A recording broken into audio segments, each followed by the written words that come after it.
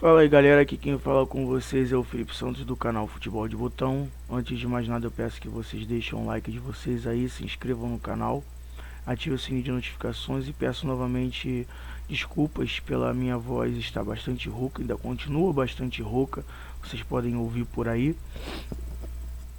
Vou tentar falar o mais audível possível para que vocês consigam escutar minha voz pelo menos um pouco normal, tá? E vamos que vamos. Como eu disse, antes de mais nada, deixe um like de você, se inscreva no canal e ative o sininho de notificações, tá ok? Vamos das partidas menos importantes para as mais importantes. Vou começar falando sobre a partida entre Marrocos e Croácia. A partida que terminou em 0 a 0 foi a primeira partida do dia. Vamos falar sobre mais um dia de Copa do Mundo aqui. Mas antes disso, de eu comentar sobre, fazer uma pequena análise nesse jogo especificamente, eu vou passar bem rápido por esse jogo, até porque não tivemos tantos destaques nessa partida. Então, vamos aos números frios do jogo, as estatísticas da partida. O Marrocos deu 8 chutes a gol, sendo que 2 apenas foi na direção do gol croata. O Marrocos teve 35% de posse de bola, trocando 348 passes no jogo, com 78% de precisão nos passes. Cometeu 16 faltas, sofreu um cartão amarelo e não teve nenhum cartão vermelho, impedimento no jogo também para a equipe de Marrocos e nenhum escanteio para eles cobrarem. Enquanto que a Croácia deu 5 chutes a gol, 3 a menos que o Marrocos, mas igualou o número de chutes que foi na direção do alvo, que também foi de 2 chutes no alvo da equipe marroquina. Teve uma posse de bola maior no jogo, que foi uma posse de bola de 65% para a equipe croata. Eles trocaram 642 passes com 85% de precisão, cometeram 11 faltas, não tiveram cartões amarelos ou vermelhos, afinal não teve expulsão ainda nessa Copa, com um impedimento da equipe croata no jogo e 5 escanteios para eles cobrarem. O que vale se ressaltar aqui é que foi uma partida muito lenta, uma partida sem grandes chances de gol, apesar de alguns chutes que não acertaram o alvo, foram apenas 2 para cada lado. Que na verdade a chance mais certa da Croácia no jogo foi um chute de meia distância na entrada da área do Marrocos, que o Modric quase acertou um golaço, mas foi para fora, uma bola que sobrou e ele chegou chutando, já chegou chutando a bola, acabou que ele errou o alvo. E o lance que foi no final da primeira etapa foi o lance mais perigoso, inclusive da primeira etapa, esse chute do Modric. Já na segunda etapa, no segundo tempo, teve um lance mais perigoso de Marrocos, que não foi tão perigoso assim. Foi uma cabeçada do Mazraoui em cima do goleiro croata, e nesse lance o Mazraoui acabou sentindo a cintura e acabou pedindo para ser substituído logo em seguida desse lance. O quadril, no caso, ele sentiu o quadril. A verdade é que a Croácia jogou com uma posse de bola maior que Marrocos. Vou passar rapidinho por esse jogo. Porém, ela foi um toque de bola muito lateral, sem muita objetividade. O Modric até tentou controlar o jogo. O Modric foi para mim melhor em campo e para a FIFA também, já que ele foi eleito como melhor em campo pela FIFA. Ele ganhou esse prêmio porque ele marcava, ele corria, ele passava e ele finalizava. Foi o único que de fato na Croácia tentou alguma coisa de diferente. O Marrocos, ele até tentou algumas coisas com o próprio Ziyech, com Hakimi, mas não chegou de fato no gol croata. Acabou que o jogo terminou 0 a 0, sem muitas chances para um lado ou para o outro. E vale ressaltar aqui que se o Ziyech está nessa Copa do Mundo é porque decidiram trocar o técnico de última hora lá no Marrocos. É o que vale dizer aqui, o craque da equipe do Marrocos, que pertence ao Chelsea, joga no Chelsea da Inglaterra. Vamos à segunda partida do dia que eu destaquei aqui, não necessariamente na ordem do dia de Copa do Mundo, tá? Que foi Bélgica e Canadá, também pelo grupo de Croácia e Marrocos. A Bélgica, que acabou por fim vencendo a equipe do Canadá, que joga a sua segunda Copa do Mundo. A primeira Copa do Mundo que eles disputaram foi em 86, onde eles acabaram ficando com o último lugar da Copa do Mundo, sem conseguir uma vitória sequer na Copa de 86, na Copa do México, onde a Argentina foi bicampeã do mundo. E de novo eles não conseguiram marcar, tiveram chances claras para isso, inclusive um pênalti que eu vou falar daqui a pouco, mas antes disso, você já conhece um procedimento. Vamos primeiro falar das estatísticas da partida, dos números frios do jogo, para vocês verem a diferença sobre a análise que eu vou fazer no jogo que acabou ainda há pouco. A Bélgica deu 9 chutes a gol, apenas 9, enquanto que o Canadá deu 22 chutes a gol. Sabe qual foi a diferença? Que ambas as equipes acertaram apenas por 3 vezes o alvo adversário. Por que eu digo apenas? Porque pelo número de chutes que o Canadá deu no jogo, apenas 3, e no gol do Courtois, eu achei que foi muito pouco. Tem que melhorar a pontaria se quiser avançar, né, na fase de grupos. Por que eu digo isso? Vocês já vão entender. Bélgica teve 54% de posse de bola, que chegou a ser quase de 70% durante a partida, o que diminuiu bastante no segundo tempo, e vocês vão entender já por que disso. Enquanto que a Bélgica terminou a partida com 46% de posse de bola. A Bélgica trocou 518 passes, com um aproveitamento de 82%, enquanto que o Canadá tocou 429 passes, com o mesmo número de porcentagem de precisão de passe no jogo, 82%. Foi um jogo faltoso, porque a Bélgica cometeu 11 faltas e o Canadá cometeu 14. A Bélgica teve 3 cartões amarelos, enquanto que o Canadá teve 2. Impedimentos foram apenas 1 no jogo, que foi para a equipe do Canadá, enquanto que tivemos 4 escanteios para cada equipe na partida, para cada lado no caso. Então vamos usar o que aconteceu durante o jogo. A Bélgica foi surpreendida pelo Canadá. Acredito que eles se surpreenderam com o Canadá. Eu, antes de começar a partida, eu já esperava que o Canadá pudesse surpreender a Bélgica. Eu esperava até que o Canadá poderia vencer o jogo, e teve chance para isso. O Canadá jogou muito mais que a Bélgica. Se teve até agora uma partida que você possa chamar de injusta nessa Copa, foi essa partida entre Bélgica e Canadá. O Canadá tentou, e logo no início do jogo teve um pênalti a favor. Um pênalti para o craque do time, o Alphonso Davies, o jogador do Bayern de Munique, da equipe alemã. Foi chutar a bola e desperdiçou o pênalti, porque o Courtois foi lá e pegou. Para mim, ele bateu com muita displicência. Mérito do Courtois, que acertou o canto e fez a defesa. O jogo era 0 a 0, mas o Canadá tinha as melhores oportunidades. O Canadá chegava com mais perigo e com mais frequência. A Bélgica incomodadíssima com a marcação alta do Canadá. Por isso que eu falei que eu acho que a Bélgica foi surpreendida, porque eu não me surpreendi com o que eu vi, tá? Porque eu já esperava isso do Canadá, porque eu acompanhei alguns jogos do Canadá nesse ciclo para 22. E acompanhei alguns jogos da Bélgica e sabia que a Bélgica não chegava bem para a Copa. Mas por que foi injusto? Porque na única bola que a Bélgica literalmente conseguiu acertar com perigo, chegar com perigo, foi numa bola alçada na área, uma bola quebrada da defesa, uma ligação direta da defesa para o ataque, em que Batshuayi consegue já no final do primeiro tempo vencer a defesa que estava mal posta, não conseguiu acertar a marcação, e no meio de 2 defensores canadenses, o Batshuayi, jogador belga, conseguiu fazer 1 a 0, e a Bélgica no segundo tempo jogou toda aqui na defesa. Eu ouvi nos comentários da partida de hoje entre Bélgica e Canadá de que o De Bruyne estava jogando muito. Eu não concordo com isso. O De Bruyne perdeu algumas bolas no ataque que geraram contra-ataques perigosos para o Canadá, que o Canadá não soube aproveitar. O De Bruyne, sim, ele acertou alguns passes importantes na partida, como um passe que ele deu para trás, onde o Batshuayi ia ficando cara a cara com o gol se não fosse um carro providencial do jogador de Canadá para que evitasse o chute para o gol da sua equipe. É verdade, mas a verdade também é que o De Bruyne não esteve bem no jogo de hoje. Não é o padrão De Bruyne que nós nos acostumamos a ver pela equipe do Manchester City, dirigida pelo Pep Guardiola. É verdade que a Bélgica já não é mais aquela de 4 anos atrás. O Eden Hazard saiu de campo sem ter jogado nada. Ele praticamente foi um espectador dentro de campo. Ele deu um bom passe no jogo, deu, mas que não gerou perigo para a seleção da Bélgica para cima do Canadá. Tanto é que ele foi substituído durante o segundo tempo.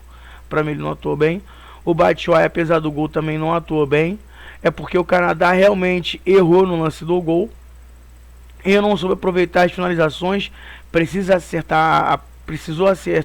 Não conseguiu acertar a pontaria do gol. Eles precisam melhorar a pontaria se quiserem alguma coisa nesse grupo. E eles podem conseguir. É só acertar a pontaria, porque pelo futebol que eles demonstraram hoje, eles têm capacidade para ganhar de Marrocos e de Croácia, que são equipes perigosas, mas eles demonstraram que eles têm capacidade para vencer os dois próximos jogos. Agora, a Bélgica, se não tomar cuidado com Croácia e com Marrocos, ela pode sair derrotada dos dois jogos e pode ser eliminada na primeira fase da Copa do Mundo ainda. E se classificar para a segunda fase, não vai ter feito uma grande primeira fase dentro do que eu assisti hoje, tá? Se a Bélgica jogar hoje, o que jogou hoje contra Canadá, e se as duas equipes que as enfrentarem como a Croácia e como o Marrocos, no caso, se jogarem o que o Canadá jogou, e tiver a pontaria certa no dia, tiver com a pontaria nos cascos no dia, na ponta dos cascos no dia, a Bélgica não vai passar de fase de grupos não, hein? Escreve o que eu tô dizendo. Se Croácia e Marrocos conseguirem essa proeza de acertar a pontaria, coisa que o Canadá não conseguiu, essa proeza não, né? Acertar, conseguir, tá num dia iluminado para acertar o chute, né? Porque a Bélgica também tem um grande goleiro, Courtois, que também precisa passar por ele as bolas, mas ele não é o supremo goleiro que nunca toma gol, toma alguns gols sim. Então eu acho que é isso. Foi as estatísticas da partida de hoje entre Bélgica e Canadá que eu posso trazer aqui para vocês do que eu assisti. Se alguém tiver alguma coisa a dizer ao contrário do que eu falei aqui sobre a partida entre Bélgica e Canadá, se vejam com todo jeito do mundo para poder comentar e discordar de mim. Se vocês concordam, podem falar também nos comentários. Aceito críticas também. Então, por fim, como eu já falei das duas equipes aqui, né, no vídeo de hoje, eu já vou deixar como é que ficou o grupo aqui do grupo F, como é que ficou a classificação momentânea da primeira rodada. Bélgica em primeiro com essa vitória suadíssima para cima do Canadá, da boa equipe do Canadá por 1-0. Croácia e Marrocos seguem em segundo e terceiro empatados com 1 ponto. O que diferencia a Croácia em segundo e o Marrocos em terceiro é o cartão amarelo que o Marrocos tomou a mais que a Croácia. Então vamos ao terceiro jogo da Copa do Mundo. Esse jogo eu assisti de olhos brilhando, tá? Porque logo depois eu vou falar por que eu assisti de olhos brilhando, pelo que a Alemanha não fez no jogo. Eu vou dar uma explicadinha do que eu entendi do que aconteceu entre a Alemanha e Japão, mas vamos às estatísticas e aos números frios da super estreia da Fúria da La Roja da Espanha na Copa do Mundo frente à Costa Rica, outra equipe que vem da CONCACAF. Primeiramente, que eu vou dizer para vocês logo de começo, a Costa Rica não chutou nenhuma bola no gol, quanto mais ao alvo, tá? A Costa Rica não chutou a gol. A Espanha, então eu vou falar da Espanha. A Espanha deu 17 chutes a gol, sendo 8 no alvo, com 82% de posse de bola contra apenas 18% da Costa Rica. A Costa Rica não viu a cor da bola nessa partida. A Espanha trocou 1.045 passes no seu jogo de estreia, com 93% de precisão no acerto do passe. É incrível. A Costa Rica foi 230 passes apenas que eles deram no jogo, com apenas 71% de precisão nos passes. A Espanha ainda cometeu menos faltas que a Costa Rica, apenas 8, enquanto que a Costa Rica cometeu 12, sofrendo 2 cartões amarelos dentro da partida. Teve 7 impedimentos dentro do jogo, enquanto que a Espanha teve apenas 13 impedimentos. A Espanha teve 5 escanteios para serem cobrados, enquanto que a Costa Rica, além de não chutar a gol, também não teve escanteio na partida. Ou seja, foi uma equipe que só tentou se defender, e muito mal, por sinal. O que eu posso dizer nesse jogo é que foi um verdadeiro massacre. Até então foi a melhor seleção para mim que estreou no Mundial. Digo isso porque, apesar... Primeiro que foi a maior goleada já nessa Copa do Mundo. Segundo que a Inglaterra, mesmo goleando a Tunísia... Foi a Tunísia? A Inglaterra goleou... Não, o Irã, perdão. Foi o Irã que a Inglaterra goleou. A Inglaterra sofreu 2 gols, sendo que a defesa falhou num desses 2 gols. Outro foi de pênalti. Um pênalti para mim até bobo e discutível, mas enfim. Acabou que a Espanha logo de cara fez 1 a 0, fez 2 a 0, fez 3 a 0 com um gol de pênalti. A Espanha, ela depois que fez o 3 a 0, em meia hora de jogo ela resolveu a partida dela. Em meia hora de jogo ela começou a trocar passe no primeiro tempo e deixou o tempo rodar e acabar no primeiro tempo. A Costa Rica não via a cor da bola, não tenho o que dizer da Costa Rica no jogo, a não ser que ela tomou um baile, um massacre espanhol dentro de campo. As castanholas espanholas tocaram por 7 vezes no gol da Costa Rica. Na volta do intervalo para o segundo tempo, a Espanha parecia modorrenta em campo, parecia que não queria mais saber do jogo, porque já estava com o resultado construído 3 a 0. O Luiz Henrique resolveu mexer na equipe. Começou a poupar Jordi Alba, poupar Sérgio Busquets, que já são experientes para o jogo contra a Alemanha. E eu vou falar sobre esse jogo da Alemanha também aqui para vocês. A Espanha, que já entrou em campo sabendo do resultado do jogo da Alemanha contra o Japão, diga-se de passagem. Aí, como eu estava falando, que o Luiz Henrique decidiu começar a mexer, ele botou o Morata no lugar do Ferran Torres.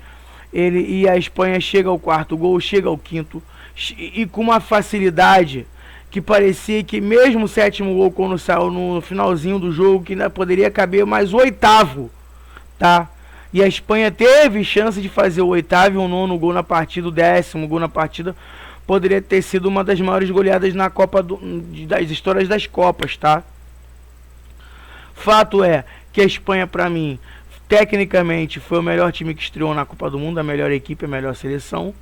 A França, que também goleou o seu jogo contra a Austrália, eu vi problemas no seu sistema defensivo, tá? Enquanto que a Espanha não demonstrou problemas no seu sistema defensivo e muito menos do sistema ofensivo, é claro. Vocês podem até se perguntar, mas a Espanha pegou uma galinha morta na primeira rodada da Costa Rica, é verdade. Mas se você for olhar por esse caso, a Inglaterra também pegou uma galinha morta e a França também. A França, na minha opinião, ela teve até mais dificuldade do que a Inglaterra para ganhar o seu jogo. Mas a Inglaterra também goleou por 6 a 2, também fez 6 gols, só um a menos que a Espanha, é verdade. Mas como eu disse, o que diferenciou a Espanha da Inglaterra, ou da Inglaterra para a Espanha, foi o sistema defensivo espanhol. Muito, muito firme. O sistema defensivo espanhol muito seguro. Enquanto que o da Inglaterra, quando a equipe do Irã chegou, a fraca equipe do Irã chegou, conseguiu ainda marcar 2 gols. Essa foi a diferença. Porque do meio para frente eu concordo que a Inglaterra bate de frente com a equipe ofensiva da Espanha.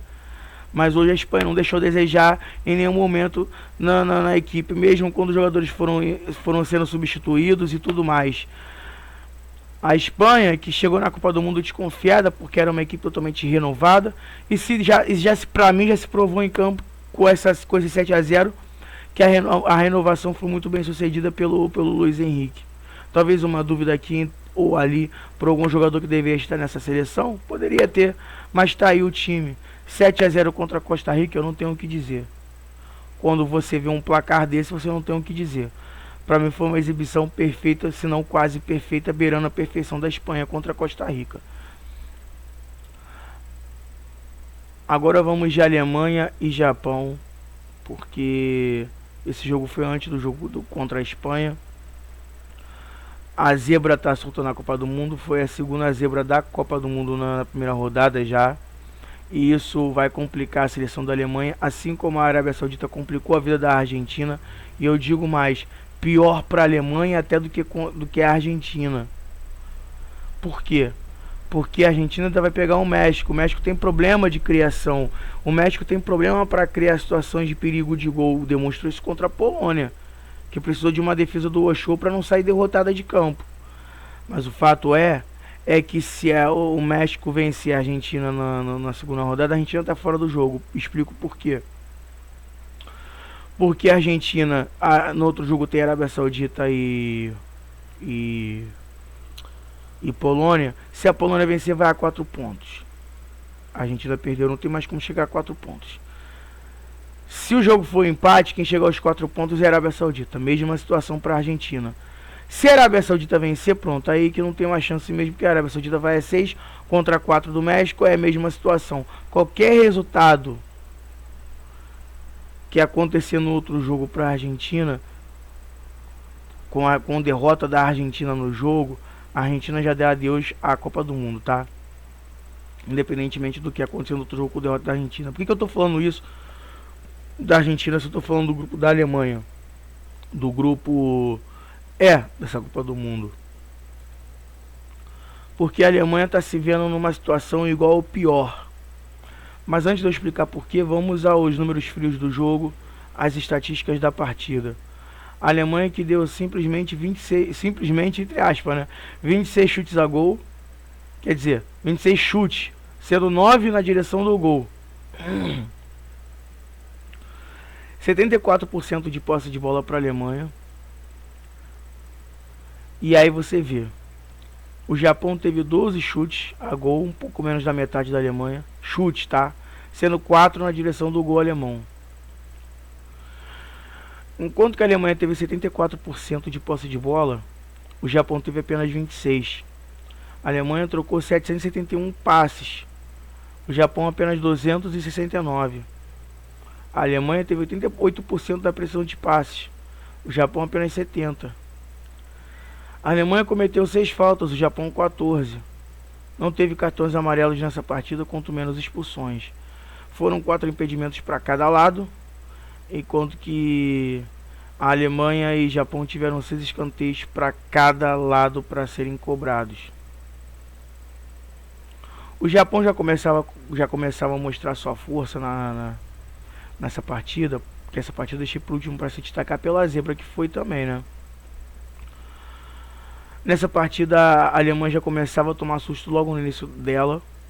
Eu acho que ela não esperava o que ia acontecer nessa partida, porque logo de cara o Japão abriu o placar, abriu o marcador. Logo no começo da partida o Japão abriu o marcador, sendo que o Maeda, o autor do gol, estava impedido. Alguns centímetros à frente, é verdade, mas estava impedido. Ali o Japão já começava a mostrar o que veio. Sendo que o Gundogan botou a bola debaixo do braço, juntamente com Kimmich, e começou a jogar, ó. Toca, toca, toca, toca. Japão muito rigoroso na sua marcação, muito aplicado no sistema defensivo. E o Japão começou a só se defender na primeira etapa. E com isso a Alemanha criou a maioria das suas oportunidades no jogo no primeiro tempo. E aí a Alemanha começou a jogar, chutar a bola no gol. Algumas boas defesas do goleiro japonês, algumas boas interceptações do sistema defensivo japonês, é verdade, mas a Alemanha vinha chegando aos poucos com perigo no gol japonês. O fato é que com isso a Alemanha, na metade para o final do primeiro tempo, a Alemanha acabou sofrendo um pênalti que para mim não houve, deixa bem claro, para mim, sem querendo, como dizia o Chaves, o goleiro japonês tropeçou no jogador alemão que já estava caindo, tá? Já estava caindo, ele não estava indo disputar, ele estava querendo ir disputar a bola, mas estava caindo. E aí ele ficou na frente do goleiro que estava saindo. Se teve falta nesse lance, na minha opinião, foi a obstrução do jogador alemão. E acabou que o juiz deu um pênalti para mim, Mandrake, para cima do Japão, dos japoneses. Pênalti esse que o Gundogan não tem nada a ver, foi lá e ó, 1 a 0 para a Alemanha. Não tem nada a ver com isso, fez 1 a 0 para a Alemanha. Mas durante a partida que eu tava vendo, era o seguinte, apesar do gol ter saído no primeiro tempo ainda da Alemanha, era o seguinte, me lembrava muito uma partida que eu assisti anos atrás, tinha no YouTube, não sei se existe mais essa partida completa no YouTube, entre Alemanha e Bulgária na Copa de 94. Uma partida com muita correria, em que a mesma situação se teve um pênalti duvidoso em cima do Klinsmann, onde o Matheus bateu e converteu, e a Bulgária foi lá e virou o jogo, tá? Ainda já no segundo tempo, os 3 gols saíram no segundo tempo. A diferença é que aqui o gol também foi de pênalti, mas o gol saiu no primeiro tempo. O que nós vimos foi um técnico japonês muito arrojado, muito corajoso, botou seu time pra frente, fez substituições certeiras, e eu ainda me pergunto por que o Asano e o Minamino não começaram a partida como titulares, tá? O Minamino que foi muito importante na partida pro Japão no segundo tempo, o Asano então nem se fala. O Minamino não fez gol, mas foi dele a jogada do gol, do primeiro gol do Japão. E aí, por que eu já estou dizendo isso? Porque o Japão começou a se lançar o ataque, e a Alemanha estava dando muito contra-ataque pro Japão, estava dando muita condição pro contra-ataque do Japão, mas a partida ainda estava muito equilibrada. A Alemanha ainda conseguia dominar o meio de campo, a Alemanha ainda conseguia contornar. O Japão estava indo tentando sair nos contra-ataque mesmo, perdendo o jogo. O que acontece? Eu não sei o que passou pela cabeça do Hans Flick. Eu não me pergunte porque eu não sei. Vou contar uma historinha. Lembra que eu falei no começo do vídeo que eu ia contar uma historinha nesse jogo? Então vou contar uma historinha aqui agora. Que não foi exatamente a história que eu queria contar, não foi exatamente da partida entre Alemanha e Bulgária em 94. Tem série aqui no canal da Copa de 94, eu falo desse jogo, um resumo dessa partida, vale a pena assistir. Enfim. O Luxemburgo, vocês sabem, o técnico brasileiro Vanderlei Luxemburgo, que treinou o Real Madrid numa certa época, na era dos Galácticos ainda, vive contando uma historinha para nós brasileiros, uma história que é verídica, é verdade, é um fato. Numa partida de Champions League, agora eu não vou lembrar a temporada, em que o Real Madrid foi eliminado pela Juventus. O Real Madrid tinha vantagem no placar agregado, só que o Ronaldo e o Zidane chegaram para essa partida baqueados, como ele mesmo diz. E aí, durante a partida, a Juventus toda recuada, toda lá atrás, o Real Madrid mandando ver, tentando fazer o gol. O Real Madrid ele começou a ver que na cabeça dele que a Juventus não ia chegar a fazer gol para se classificar, faltando poucos minutos pro término da partida. Ele resolveu poupar Ronaldo e Zidane porque ele, segundo ele, tinha uma partida importante pela La Liga, o Campeonato Espanhol, na sequência da temporada.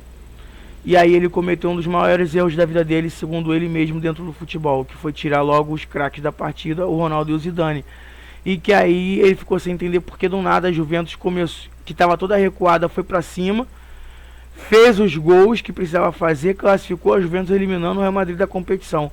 E a Zidane chegou para ele depois e falou: você não podia ter tirado nem a mim e nem o Ronaldo. Quando você fez isso, eles cresceram dentro de campo porque eles viram que você tirou os craques mesmo sem estar bem no jogo. E ele entendeu isso, e de lá pra cá ele falou que nunca mais procurou fazer isso dentro de uma partida. E é verdade que isso veio acontecer na partida entre Alemanha e Japão, por incrível que pareça. Foi isso que, na minha visão, eu entendi que foi isso que aconteceu. Ele tirou o melhor jogador do time, na minha visão, o autor do gol de pênalti, já tinha metido uma bola na trave. Ele era o cara que estava dominando o meio de campo, tocando, chegando na frente para finalizar, que era o Gundogan, jogador do Manchester City. E aí o Japão, o Goretzka entrou no time, entrou o Hoffmann.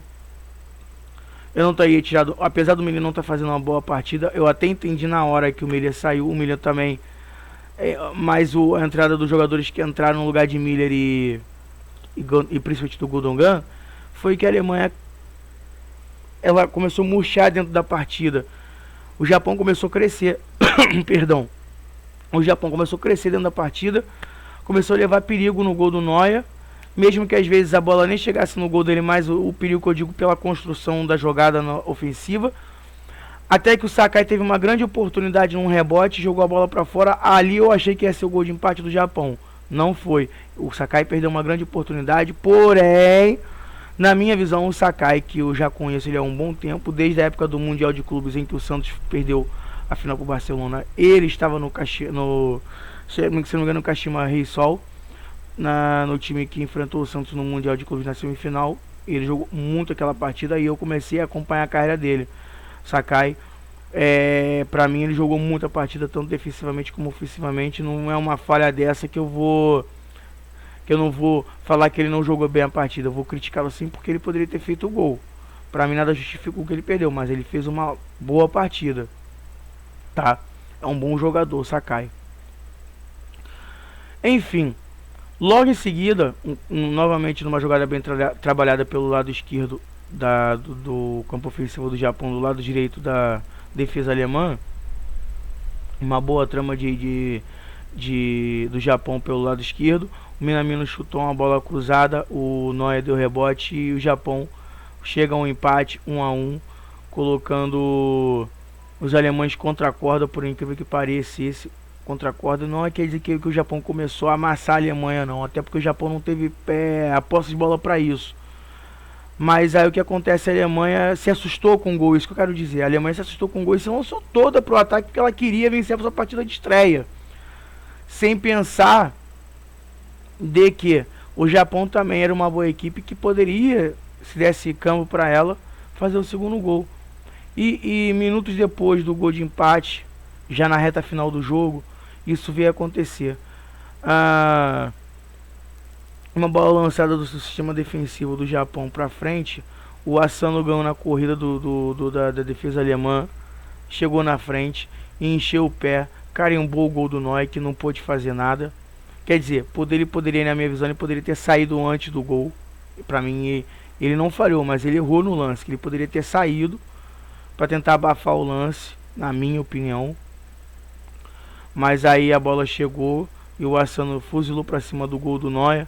2-1, virada histórica para cima do Japão. É a primeira vitória de virada da equipe japonesa na história dos mundiais. Ela nunca tinha conseguido obter tal feito em Copas do Mundo. Conseguiu hoje, justamente no jogo contra a Alemanha.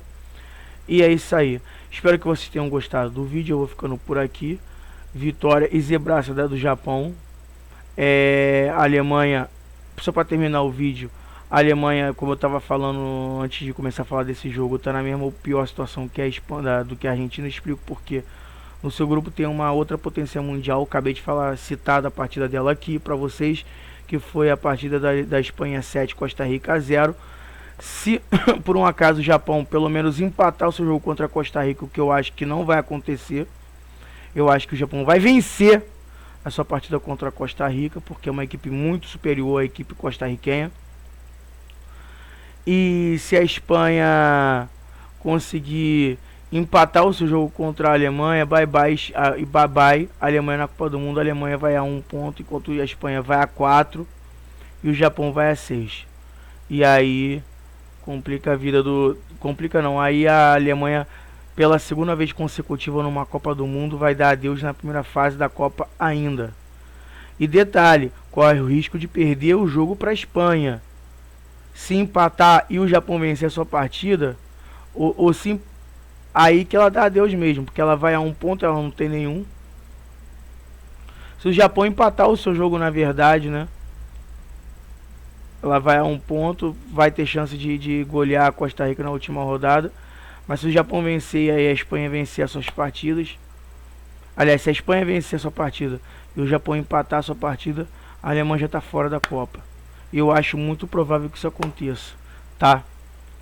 Então é isso aí, galera. Eu vou ficando por aqui. Espero que vocês tenham gostado do vídeo sobre o que aconteceu no dia de hoje de Copa do Mundo.